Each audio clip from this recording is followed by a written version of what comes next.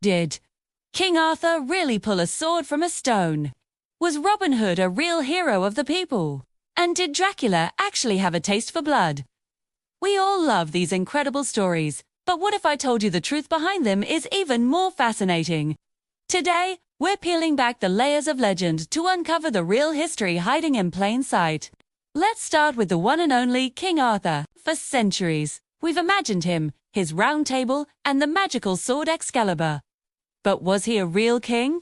Historians believe Arthur might have been a real Roman-British military leader named Artorius, who fought against Saxon invaders around the 5th or 6th century. The magical elements, like Merlin and the Holy Grail, were added much later by medieval writers, turning a skilled warrior into a legendary king. So, while Camelot might not have existed, the hero who inspired it probably did. Next up, the outlaw who stole from the rich to give to the poor, Robin Hood. We picture him in Sherwood Forest with his band of merry men, fighting the greedy sheriff of Nottingham. The historical evidence for a single Robin Hood is pretty thin. Instead of one person, it's more likely that Robin Hood was a nickname for various outlaws and rebels in 13th and 14th century England. These were tough times, with high taxes and corrupt officials. The stories of Robin Hood became a way for ordinary people to celebrate resistance against injustice. He was less of a single man and more of a powerful symbol of hope for the oppressed. Now, let's journey to South America in search of El Dorado, the lost city of gold. For centuries, European explorers risked everything, convinced they would find a city literally paved with gold. The reality is a little different, but just as dazzling. The legend originates from a Miska ritual in modern-day Colombia. A new tribal chief would cover himself in gold dust and dive into Lake Guatavita as an offering to the gods. So, El Dorado wasn't a city, but a gilded man. The Spanish, fueled by greed, misunderstood the story and spent generations chasing a city that never was. All while the real treasure was the rich culture and traditions of the Muisca people.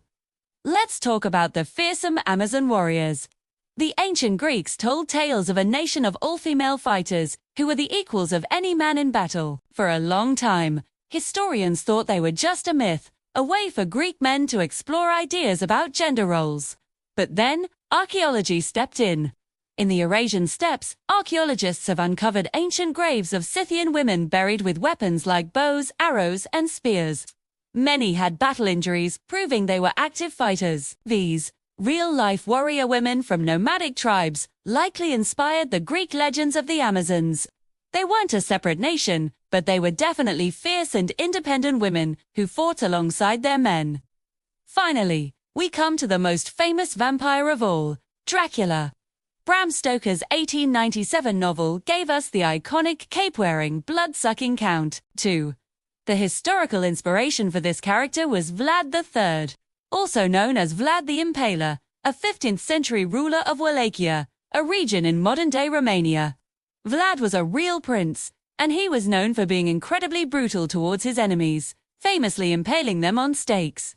That's how he got his nickname, but the whole vampire part, that was all Stoker's invention. Vlad was a ruthless military leader defending his homeland, not a creature of the night. He was feared for his cruelty, not for a thirst for blood. So there you have it, from noble kings to golden men.